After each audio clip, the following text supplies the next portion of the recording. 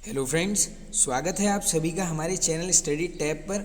Friends, आज इस video में हम यहाँ पर डिस्कस करेंगे सल्तनत काल को। देखिए दोस्तों, इस टॉपिक से यहाँ पर क्वेश्चंस बनते हैं और अभी तक इस ईयर दोस्तों 2 एग्ज़ाम्स कंडक्ट करा चुका है यूपीपीएससी, जिसमें सभी ने देखा होगा कि दोस्तों जो हिंदी और उत्तराखंड का लेवल है तो एकदम दोस्तों मॉडरेट क्वेश्चंस आ रहे हैं लगभग इसमें। तो दोस्तों देखिए, फोकस करना है किसमें, जनरल अवेयरनेस वाले पोर्शन में हमने यहाँ पर फोकस करना है। इसी क्रम में दोस्तों आज ये फर्स्ट वीडियो हम लेकर आए हैं, इसमें हम पूरा सल्तनत काल को यहाँ पर एकदम वन लाइनर के फॉर्म में डिस्कस करेंगे।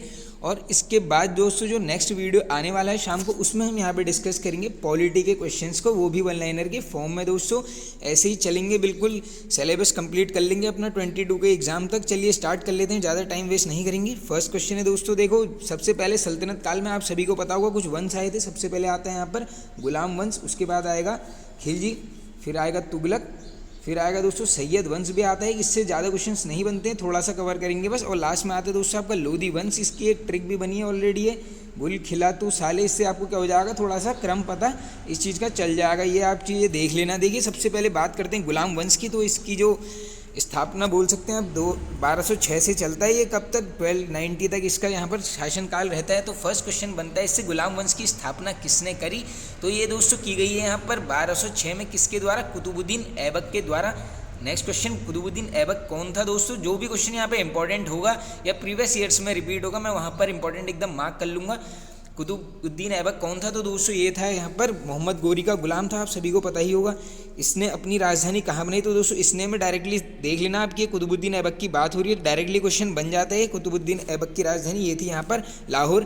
कुतुब मीनार की नींव किसने डाली। अब देखो दोस्तों यहाँ पर कुतुब मीनार से बनते हैं 2 क्वेश्चन, इनको आराम से सुन लो। देखो नींव पूछेंगे, आंसर करेंगे आप कुतुबुद्दीन ऐबक। अगर पूछेंगे इसका कार्य पूरा किसने किया, यानी ये कुतुब मीनार को कंप्लीट किसने करवाया, तब आपका आंसर होगा यहाँ पर इल्तुतमिश के द्वारा ये चीज़ें करवाई गई। आगे चलते हैं। दिल्ली की कुव्वतुल इस्लाम एवं अजमेर की 2.5 दिन का झोपड़ा नामक मस्जिद का निर्माण किसने करवाया। ये दोनों ही क्वेश्चन अलग अलग करके याद करना, दोनों ही क्वेश्चन ऑलरेडी पूछे गए हैं स्टैटिक जीके में। आंसर हो जाएगा आपका यहाँ पर कुतुबुद्दीन ऐबक। कुतुबुद्दीन ऐबक को किस अन्य नाम से भी जाना जाता था, तो ये जाना जाता था दोस्तों लाख बख्श, क्योंकि ये लाखों का दान देता था। डायरेक्टली क्वेश्चन बनता है यहाँ पर, लाख बख्श किसको बोलते थे। आंसर हो जाएगा आपका कुतुबुद्दीन ऐबक। देखिए दोस्तों एकदम सीरीज चल रही है स्टार्टिंग से, बिल्कुल आराम से पढ़ना, आप स्किप करने की जरूरत नहीं है। 10 मिनट एक्स्ट्रा लग जाएंगे, कोई बात नहीं। प्राचीन नालंदा विश्वविद्यालय किसने ध्वस्त कराया था, ये भी काफी इंपॉर्टेंट क्वेश्चन है दोस्तों। ये कराया जाता है यहाँ पर बख्तियार खिलजी के द्वारा। और ये कौन था दोस्तों, ये जो था यहाँ पर कुतुबुद्दीन ऐबक का एक सेनापति था। बस आप इतना ध्यान रख लीजिए कि नालंदा विश्वविद्यालय को ध्वस्त करने वाला था यहाँ पर बख्तियार खिलजी। ऐबक की मृत्यु कब हुई। अब देखिए दोस्तों, मृत्यु होती है 1210 में। डायरेक्टली क्वेश्चन बनता है कि पोलो खेलते टाइम किसकी मृत्यु हुई थी, वो यही है दोस्तों कुतुबुद्दीन ऐबक। ये चौगान बोला जाता है पोलो को। अब कभी कभी दोस्तों क्या होता है, पोलो में खिलाड़ियों की संख्या पूछ लेते हैं, तो ये होती है 4। ये नाम भी यहाँ पर पोलो में 4 ही अक्षर आते हैं। आगे चलते हैं। ऐबक का उत्तराधिकारी कौन हो। आप देखिए दोस्तों, ऐबक यहाँ पर खुद ही इंपॉर्टेंट शासक था, तो इसका उत्तराधिकारी याद कर लीजिए, बस इतना ही याद कर लीजिए, आराम शाह। आराम शाह ने कितने समय तक शासन किया, ये किया दोस्तों 8 महीने। आराम शाह की हत्या करके कौन दिल्ली की गद्दी पर बैठा, ये इंपॉर्टेंट क्वेश्चन है दोस्तों, ये याद कर लो। 1211 में बैठता है कौन, इल्तुतमिश। अब इल्तुतमिश दोस्तों ये था कौन, ये जो था दोस्तों तुर्किस्तान का इलबरी तुर्क, और ऐबक का दामाद था, आप सभी को पता होगा। और रजिया सुल्तान इसी की बेटी थी। अभी आगे आएंगे, उसके बारे में क्वेश्चन डिस्कस कर लेंगे। आगे चलते हैं। नेक्स्ट, ऐबक की मृत्यु के समय इल्तुतमिश कहाँ का गवर्नर था। अब ये क्वेश्चन काफ़ी बार रिपीटेड हुआ है दोस्तों, ये याद कर लीजिए आप, ये था यहाँ पर बदायूं का गवर्नर। आगे चलते हैं। इल्तुतमिश लाहौर से राजधानी को स्थानांतरित करके कहाँ ले गया। अब ये क्वेश्चन मुझे ध्यान है, डायरेक्टली ऐसे पूछा गया था कि लाहौर से दिल्ली अपनी राजधानी कौन लेकर गया था। आप आंसर करेंगे यहाँ पर इल्तुतमिश। काफ़ी इंपॉर्टेंट ये क्वेश्चन है, एकदम याद कर लेना। आगे चलते हैं। 1229 ईस्वी में बगदाद के खलीफा से सुल्तान पद की वैधानिक स्वीकृति किसने प्राप्त की, तो ये करता है कौन दोस्तों, इल्तुतमिश। इल्तुतमिश की मृत्यु कब हुई, ये हो जाती है 1236 में। इसको भी आप याद कर लेना, पूछी जाती है कभी कभी। आगे चलते हैं। नेक्स्ट, इल्तुतमिश का उत्तराधिकारी कौन हुआ, तो ये बस आप जान लीजिए, ये था रुकुनुद्दीन ऐबक। तुर्की अमीरों ने रुकुनुद्दीन ऐबक को हटाकर राजगद्दी पर किसे बैठाया, तो ये इंपॉर्टेंट क्वेश्चन है दोस्तों थोड़ा सा। ये बैठाया था यहाँ पर रजिया सुल्तान को। और दोस्तों प्रथम मुस्लिम शासिका भी पूछेंगे, तब भी आपका आंसर यहाँ पर रजिया सुल्तान होगा। अब आइए थोड़े से इनसे क्वेश्चन देख लेते हैं। देखो रजिया किसकी बेटी थी, ये क्वेश्चन डायरेक्टली पूछा गया है, ये थी यहाँ पर इल्तुतमिश। प्रथम मुस्लिम महिला कौन थी जिसने शासन की बागडोर संभाली, अभी मैंने आपको बता दिया, प्रथम मुस्लिम शासिका रजिया बेगम या रजिया सुल्तान, कुछ भी मिल जाएगा आपको। को। रजिया ने अमीर ए आखुर किसे नियुक्त किया दोस्तों, ये देखो ये किया गया है यहाँ पर मलिक जमालुद्दीन को। अब ये क्वेश्चन ऐसे बनते हैं कि दोस्तों ऐसा पूछ लेंगे आपसे कि सल्तनत काल में यहाँ पर घोड़े का सरदार कौन होता था, आप आंसर करेंगे अमीर आखुर। इस टाइप के क्वेश्चन यहाँ पर से काफ़ी बार रिपीटेड होते हैं। आगे चलते हैं। तुर्की अमीरों ने रजिया को बंदी बनाकर दिल्ली की गद्दी पर किससे बैठाया, ये बैठाया गया था दोस्तों मुइजुद्दीन बहरम शाह को। ये क्वेश्चन भी बन जाता है कभी कभी। रजिया की शादी किससे हुई, ये भी बनता है क्वेश्चन दोस्तों, ये हुई थी अल्तुनिया के साथ। और रजिया की मृत्यु पूछेंगे तो 1240 में हो जाती है, कैथल के आसपास। ये 1240, बस ये डेट याद कर लीजिए आप। आगे चलते हैं हम नेक्स्ट क्वेश्चन की तरफ। ऐसा कौन सा सुल्तान था जो टोपी सिलकर अपना निर्वाह करता था दोस्तों, ये ऐसा सुल्तान था जो यहाँ पर अपना जीवन चलाता था टोपी सिलकर। ये काफ़ी बार रिपीटेड आंसर हो जाएगा आपका नासिरुद्दीन महमूद। आगे चलते हैं। बलबन ने अपनी पुत्री का विवाह किसके साथ किया, तो ये इसी के साथ किया गया था दोस्तों, नासिरुद्दीन महमूद के साथ। ये बलबन से भी क्वेश्चन बन जाते हैं। अब आइए देख लेते हैं बलबन का वास्तविक नाम देख लेते हैं। तो ये है दोस्तों बहाउद्दीन बलबन। कौन था दोस्तों, ये कौन था यहाँ पर, इल्तुतमिश का गुलाम। आगे चलते हैं। तुर्कीन दोस्तों यहाँ पर ये होगा तुर्क ए चहलगानी का विनाश किसने किया, ये इंपॉर्टेंट क्वेश्चन है, डायरेक्टली बनता है ये किया गया यहाँ पर बलबन के द्वारा।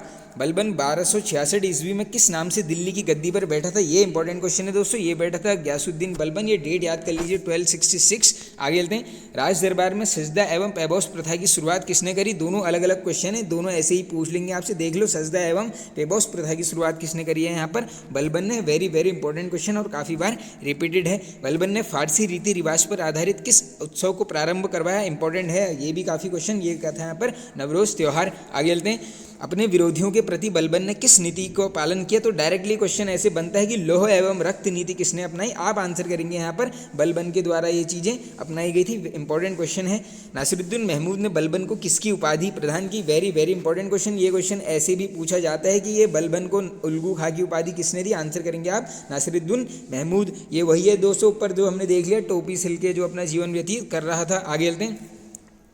फारसी के प्रसिद्ध कवि अमीर खुसरो एवं अमीर हसन किसके दरबार में थे, अब दोस्तों ये क्वेश्चन बनता है, ये वाला अमीर खुसरो वाला, ये रहते थे यहाँ पर बलबन के दरबार में। अलबरूनी ने किस ग्रंथ की रचना की, ये भी इंपॉर्टेंट क्वेश्चन है काफ़ी दोस्तों, ये है किताबुल हिंद की रचना किसने करी है यहाँ पर, अलबरूनी ने।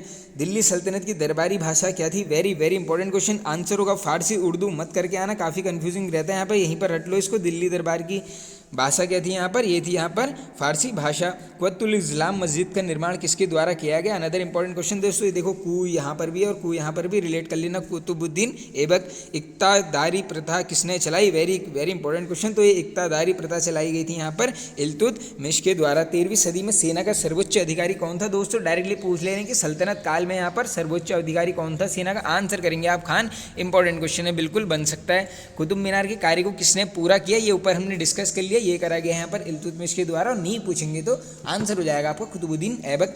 पंजाब के हिंदुस्तानी राजवंश को किसने स्थापित किया, इंपॉर्टेंट क्वेश्चन है, बन सकता है दोस्तों, ये किया गया यहाँ पर कल्लर के द्वारा। अलबेरूनी का पूरा नाम क्या था, ये था दोस्तों अबू रहमान मोहम्मद। अलाई दरवाजा किसका मुख्य द्वार है, 50 बार ये क्वेश्चन रिपीट हो चुका है, ये है यहाँ पर कुतुब मीनार का, यहीं पर इसको याद कर लीजिए। आगे चलते हैं नेक्स्ट। सल्तनत काल में भू राजस्व का सर्वोत्तम ग्रामीण अधिकारी कौन था, अब दोस्तों ये जो है यहाँ पर ये सभी क्वेश्चन अब यहाँ से आपको इंपॉर्टेंट मिल जाएंगे। देखो अगर पूछेंगे सल्तनत काल में भू राजस्व का अधिकारी कौन था सर्वोत्तम, उसका नाम था यहाँ पे चौधरी बोला जाता था। तबकात ए नासिरी का लेखक कौन है, ये भी पूछी गई है ऑलरेडी दोस्तों, ये है यहाँ पर मिनहाज उस सिराज, ये इंपॉर्टेंट क्वेश्चन है। अमीर खुसरो ने किस बोली के विकास में अग्रगामी भूमिका निभाई, very very important question, static GK में ये क्वेश्चन काफ़ी बार बनता है, ये हो जाएगी आपकी खड़ी बोली। भारत में पोलो खेलने का प्रचलन किसने किया, ये किया था तुर्कों ने, और बता दिया मैंने आपसे पोलो खेलते इसमें किसकी मृत्यु होती है यहाँ पर, कुतुबुद्दीन ऐबक, और ये जहाँ होते हैं 4 खिलाड़ी। आगे चलते हैं। गुलाम वंश के दौरान तौल की सबसे छोटी इकाई क्या थी, ये भी इंपॉर्टेंट क्वेश्चन है दोस्तों, तौल की सबसे छोटी इकाई पूछ लेंगे तो रत्ती हो जाएगा आंसर। किस संगीत वाद्य यंत्र को हिंदू मुस्लिम गान वाद्यों का सबसे श्रेष्ठ मिश्रण माना गया है, तो ये माना गया है यहाँ पर दोस्तों सितार का, इंपॉर्टेंट है क्वेश्चन। सल्तनत काल के किस शासक को मिन्हास ने हातिम ताई सेकंड की संज्ञा दी, ये दी गई थी दोस्तों कुतुबुद्दीन ऐबक को, ये याद कर लीजिए, क्वेश्चन बन सकता है। आगे चलते हैं। अपनी शक्ति को समेकित करने के बाद बलबन ने कौन सी उपाधि धारण की, ये की गई थी दोस्तों जिले इलाही। ये इस टाइप के क्वेश्चन दोस्तों, यही क्वेश्चन हैं जो बार बार काफ़ी रिपीट होते हैं, इन सभी को आप याद करते रहिए। इल्तुतमिश द्वारा बनाया गया अतारकीन का दरवाजा जो कि अकबर के बुलंद दरवाजे का प्रेरणा स्रोत था, कहाँ स्थित है, तो ये है दोस्तों नागौर, जो पुर में, ये याद कर लीजिए। अतारकीन का दरवाजा किसने बनाया है? ये बनवाया है इल्तुतमिश ने। आगे चलते हैं नेक्स्ट। और जो दोस्तों बुलंद दरवाजा है यहाँ पर गुजरात विजय की याद में अकबर ने बनाया था, सभी को पता ही होगा।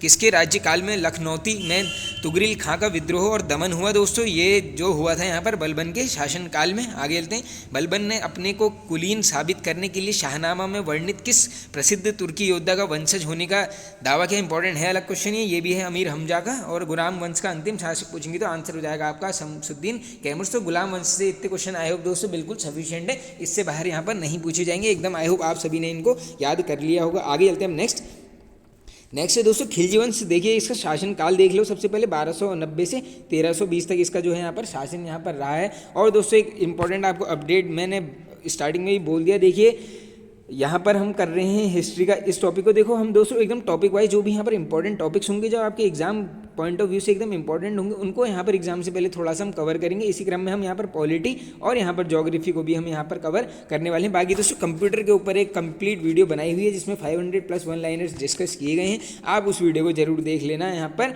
आपको मिल जाएगी डिस्क्रिप्शन बॉक्स में। और यहीं पर हम सारा सिलेबस ऐसे ही चलेंगे। अब आगे चलते हैं नेक्स्ट। गुलाम वंश के बाद कौन सा वंश है? तो एकदम ईजी है, खिलजी वंश आ चुका है। खिलजी वंश की स्थापना पूछेंगे, सभी को पता होगा जलालुद्दीन फिरोज खिलजी के द्वारा ये की गई थी। जलालुद्दीन फिरोज खिलजी ने किसे अपनी राजधानी बनाया? अब ये इंपॉर्टेंट क्वेश्चन है, इसको देख लो। किलोखरी को यहाँ पर इसने राजधानी बनाया था।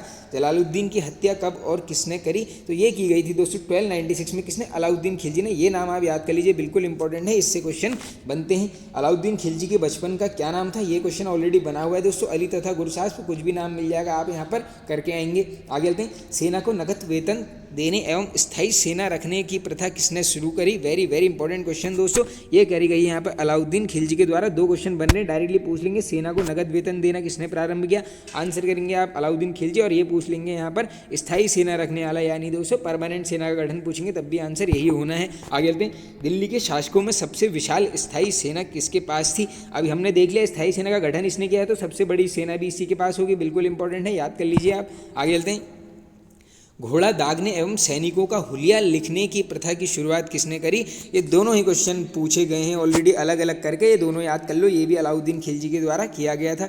अलाउद्दीन खिलजी के समय भू राजस्व की दर कितनी थी? अब ये क्वेश्चन इस टाइप के दोस्तों डायरेक्टली पूछ लेंगे। देखो जो टफ क्वेश्चन होते हैं यहाँ पर जनरल अवेयरनेस वाले पार्ट में, वो यही सब होते हैं, ये क्वेश्चन पूछे जाते हैं। देखो खिलजी के समय यहाँ पर क्या थी? भू राजस्व की दर उपज का आधा भाग 1/2, बिल्कुल याद कर लीजिए।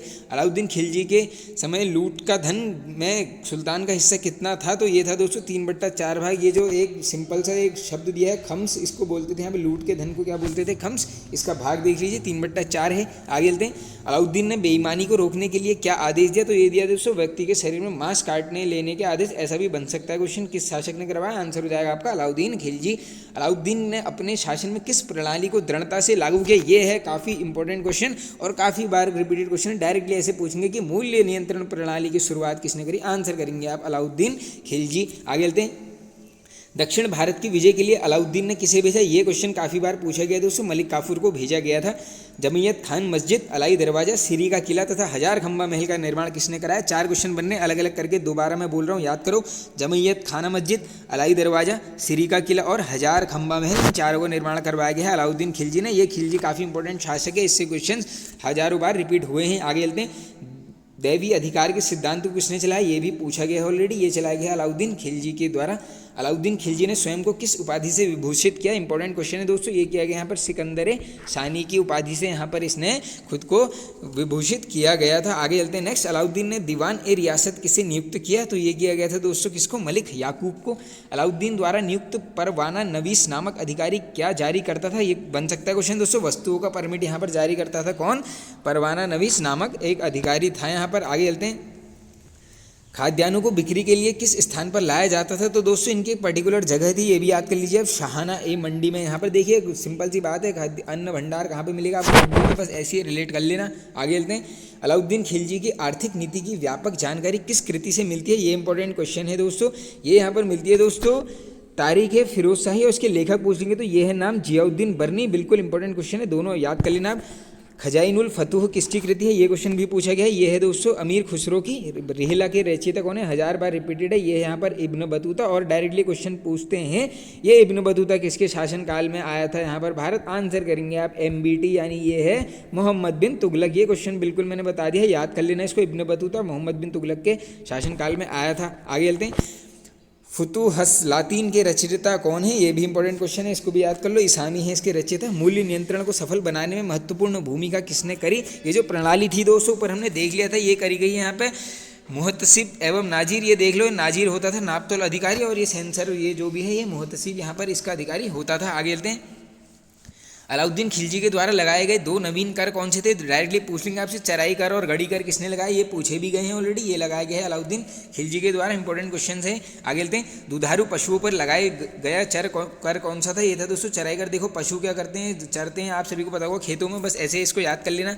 घरों एवं झोपड़ी पर लगाए जाने वाला कर था, ये था दोस्तों गढ़ी कर। ये दोनों अलग अलग क्वेश्चन से इंपॉर्टेंट कर लो, और किसने लगाए हैं देख लिया हमने ऊपर, अलाउद्दीन खिलजी के द्वारा। आगे चलते हैं नेक्स्ट, किसके शासनकाल में सबसे अधिक मंगोल आक्रमण हुए, वेरी वेरी इंपॉर्टेंट क्वेश्चन, ये होते हैं अलाउद्दीन खिलजी के शासनकाल में। आगे चलते हैं, यात्री इब्न बतूता किसके शासनकाल में आया था, अब देखो ये क्वेश्चन भी आ गया दोस्तों, ये आया था यहाँ पर मोहम्मद बिन तुगलक के शासनकाल में। ये बहुत इंपॉर्टेंट क्वेश्चन है, इसको कर लेना याद। आगे चलते हैं, राज्य संबंधों में उलेमा के दखल का विरोध किस सुल्तान ने किया था, ये भी पूछा गया है। ये वर्ड याद कर लो, उलेमा का दखल, जैसे ही दिखेगा आंसर करेंगे आप अलाउद्दीन खिलजी।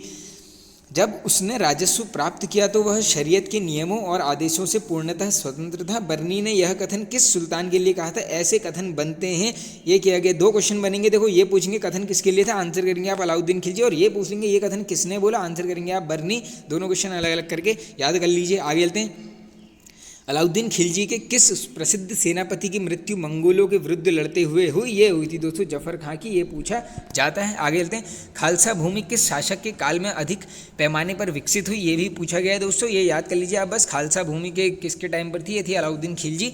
अलाउद्दीन खिलजी का कौन सा सेनाध्यक्ष तुगलक वंश का प्रथम सुल्तान बना, तो ये बना था दोस्तों गाजी मलिक। इंपॉर्टेंट है क्वेश्चन।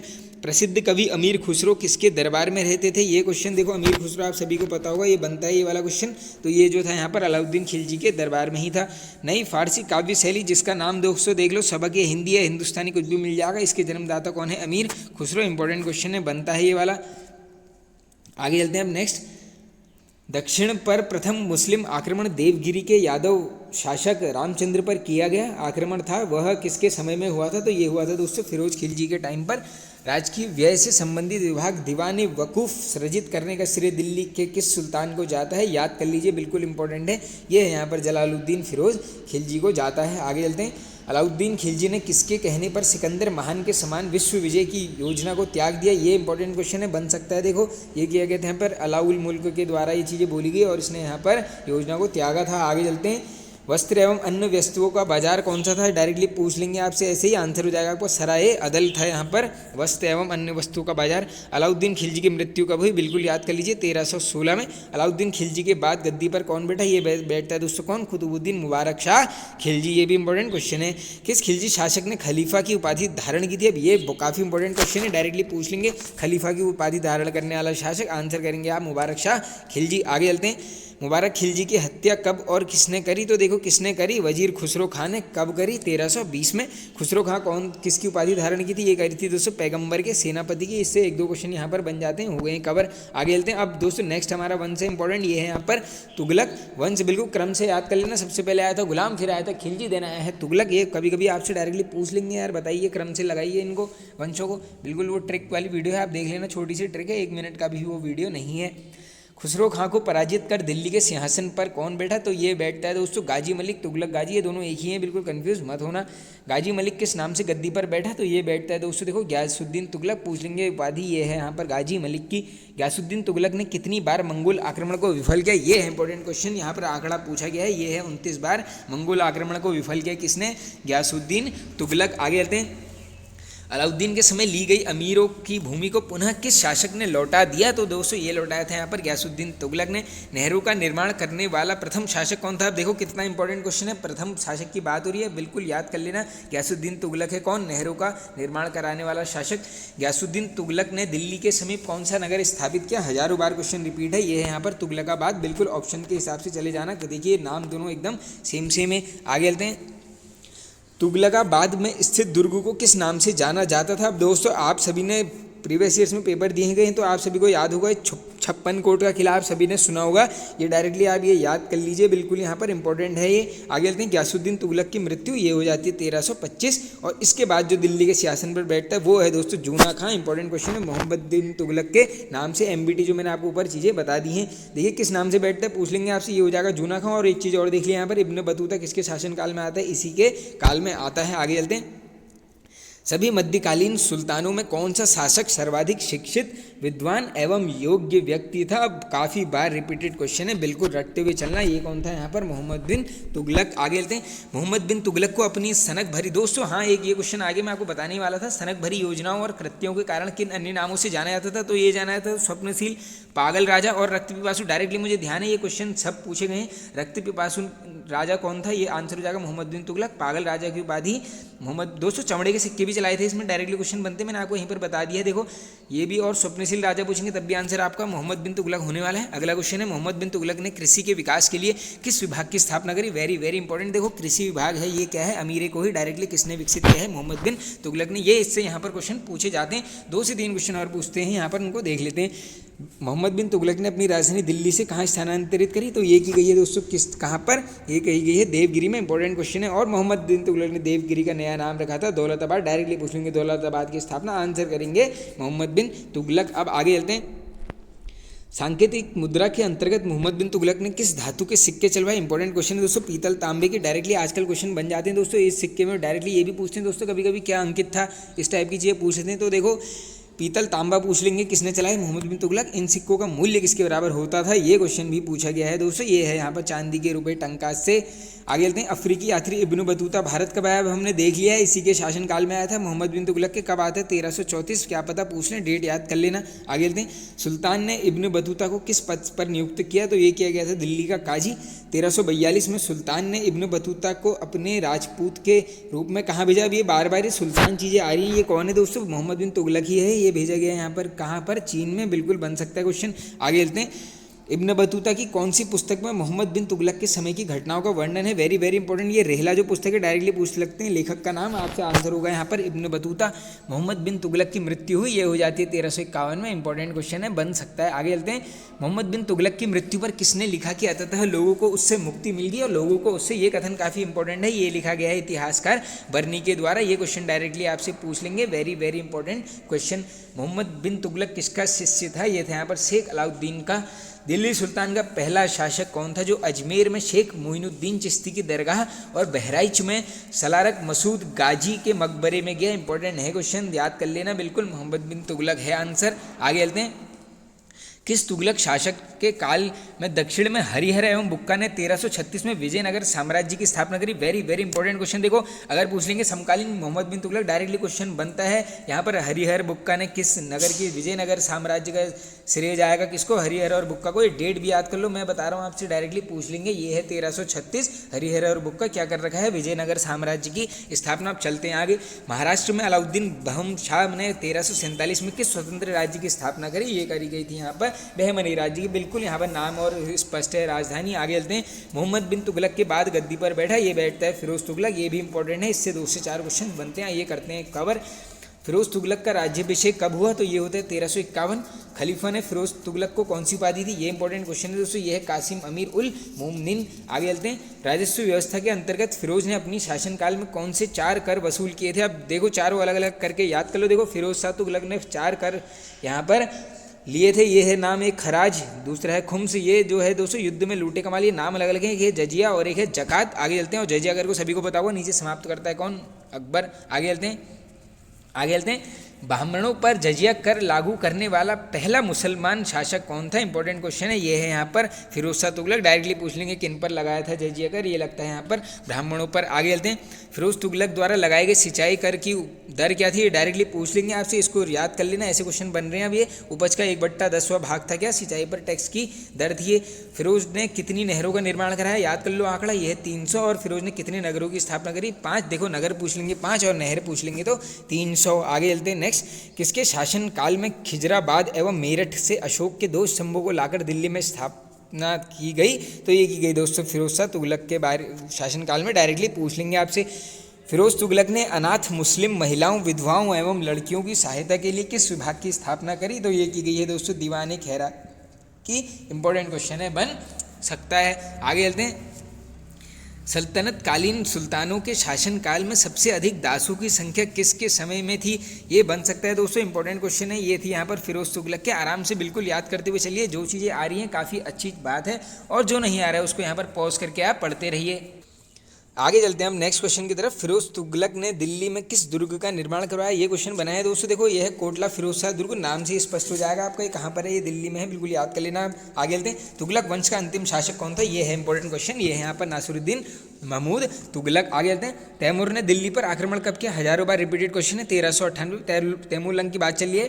तैमूर के आक्रमण के समय दिल्ली का शासन कौन था? देखो लास्ट में करे तो अभी हमने ऊपर देख लिया है। तुगलक वंश का अंतिम शासक नसरुद्दीन महमूद तुगलक, तो इसी के शासनकाल में यहाँ पर जब आक्रमण हुआ था तैमूरलंग का, कौन था? नसरुद्दीन महमूद तुगलक। अब अगला है दोस्तों सैयद वंश। इसमें देखो दोस्तों ज़्यादा नहीं याद करना, बस इसका संस्थापक याद कर लेना और एक लास्ट का जो अंतिम शासक होगा उसको यहाँ पर याद कर लेंगे। देखो सैयद वंश का संस्थापक कौन था? खिजर खां। खिजर खां कौन था? तो ये सिंपल सी बात है, ये है तैमूर का सेनापति, इतना इसमें याद कर लीजिए। बाकी देखो भारत से लौटते वक्त तैमूर ने खिजर खां को कहाँ का शासक नियुक्त किया? ये किया गया था मुल्तान, लाहौर और दीपालपुर का। खिजर खां ने सुल्तान की बजाय किसकी उपाधि धारण की? ये है थोड़ा सा इंपॉर्टेंट क्वेश्चन दोस्तों, ये है यहाँ पर रैयत आला, पूछ सकते हैं आपसे। आगे चलते हैं। खिजर खां नियमित रूप से किसे कर भेजा करता था? ये भेजता था दोस्तों तैमूरलंग के पुत्र शाहरुख को। खिजर खां की मृत्यु कब हुई? ये क्या पता पूछ लें, 1421। खिजर खां का उत्तराधिकारी होता है यहाँ पर मुबारक खां। मुबारक खां ने किसकी उपाधि धारण की? ये की थी शाह की। इसके अलावा याहिना बिन अहमद को किसका संरक्षण प्राप्त था? ये था मुबारक शाह को। दोस्तों देखो इस वंश में इतने क्वेश्चंस नहीं पूछे जाते हैं, आप इनको ऐसे देख लीजिए। यमुना के किनारे मुबारकाबाद की स्थापना किसने करी? ये बन सकता है क्वेश्चन। यमुना के किनारे मुबारकाबाद ये करी थी मुबारक शाह ने। इसके अलावा देखो सैयद वंश का अंतिम सुल्तान कौन सा? ये है थोड़ा सा इंपॉर्टेंट क्वेश्चन, ये है अलाउद्दीन आलम शाह। और सैयद वंश का शासन कितने वर्ष रहा? ये बन सकता है क्वेश्चन, ये था यहाँ पर 37 वर्षों तक। अब देखो दोस्तों यहाँ से आता है इस टॉपिक का लास्ट वंश जो है यहाँ पर लोधी वंश। ये इंपॉर्टेंट है क्योंकि इसके बाद आप सभी को पता होगा यहाँ पर मुगल वंश की नींव रखी जाती है। तो देखो जब मुगल वंश आया इसका मतलब डायरेक्टली यहीं पर का कोई शासक उससे डिफीट हुआ होगा, तो यहाँ से क्वेश्चन थोड़ा सा लोधी वंश से बनते। देखो पहला क्वेश्चन बनता है कि लोधी वंश का संस्थापक, आंसर करेंगे आप बहलोल लोधी। इसके अलावा बहलोल लोधी दिल्ली के सिंहासन का कब बैठे? डायरेक्टली पूछ ले रहे हैं, ये है 1451, बिल्कुल याद कर लीजिए। आगे चलते हैं नेक्स्ट। बहलोल लोधी ने किसकी उपाधि धारण की? तो ये कह रही थी बहलोल शाह गाजी की, गाजी की उपाधि धारण की थी, बस इतना याद कर लो लोधी ने। आगे चलते हैं। दिल्ली पर प्रथम अफगान राज्य की स्थापना का श्रेय किसको जाता है? वेरी वेरी इंपॉर्टेंट क्वेश्चन, ये जाता है बहलोल लोधी को। इसके सिक्के का प्रचलन करवाया दोस्तों इसने, बहलोल सिक्के, हाँ ये नाम से स्पष्ट है दोस्तों। देखो बिल्कुल बहलोल सिक्के पूछ लेंगे तो ये करवाया गया था बहलोल लोधी के द्वारा। बहलोल अपने सरदारों को क्या कहकर पुकारता था? ये पुकारता था दोस्तों मकसद अली। आगे चलते हैं। बहलोल लोधी का उत्तराधिकारी कौन हुआ? ये था निजाम खां। निजाम सिंहासन पर बैठा 1489। निजाम ने किसकी उपाधि धारण की? ये बन सकता है क्वेश्चन, सुल्तान सिकंदर शाह की। सिकंदर लोधी ने आगरा शहर की स्थापना कब की? Very very important question. एक क्वेश्चन डायरेक्टली ये बन रहा है कि आगरा की स्थापना, आंसर करेंगे आप सिकंदर लोधी। और कब पूछेंगे? 1504। या 1504 को बिल्कुल रट के हुए चलना। आगे चलते हैं। सिकंदर लोधी ने भूमि के लिए मापन की किस प्रमाणिक पैमाने का प्रचलन किया? वेरी वेरी इंपॉर्टेंट क्वेश्चन, गजे सिकंदरी का डायरेक्टली पूछ लेंगे आपसे, किसने चले? आंसर होगा सिकंदर लोधी। सिकंदर लोधी ने फारसी कविताएं किस शीर्षक से लिखी? ये भी इंपॉर्टेंट क्वेश्चन है दोस्तों। गुलरुखी नाम से कौन लिखता था? आंसर हो जाएगा आपका सिकंदर लोधी। 2 क्वेश्चन बन रहे हैं। आगे चलते हैं। सिकंदर लोधी ने किस नगर को अपनी राजधानी बनाया? तो देखो स्थापना भी करी है आगरा की, कब? 1504 में, और इसी को अपनी राजधानी बनाता है। आगे चलते हैं। सिकंदर के आदेश पर आयुर्वेद ग्रंथ का फारसी में अनुवाद किसने किया? वेरी वेरी इंपॉर्टेंट क्वेश्चन दोस्तों, ये किया गया है पर फरहंगे सिकंदरी के नाम से चीज़ें की गई हैं, बिल्कुल याद कर लीजिए।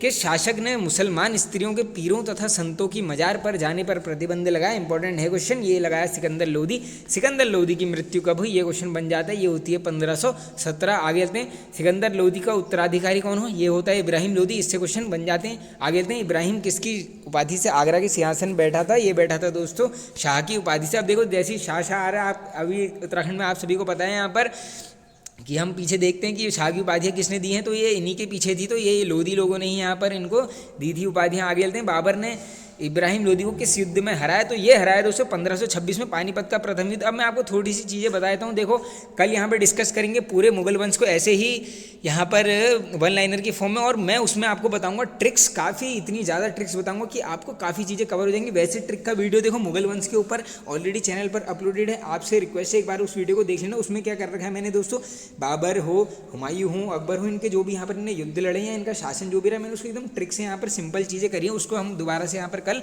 रिपीट करेंगे। लेकिन दोस्तों बस बात वही यहाँ पर है, मोबाइल की स्क्रीन तो उतना आपको यहाँ पर क्लियर चीज़ें नहीं दिखेंगी, वहाँ पर आपको चीज़ें क्लियर दिखेंगी। आगे चलते हैं नेक्स्ट, भारत को बाबर पर आक्रमण के लिए निमंत्रण किसने भेजा था? ये बनता है क्वेश्चन। देखो पंजाब के शासक दौलत खां लोधी और आलम खां ने, दोनों पूछ सकते हैं आपसे। आगे चलते हैं, मोठ की मस्जिद का निर्माण किसके द्वारा कराया गया? ये कराता है कौन? सिकंदर लोधी।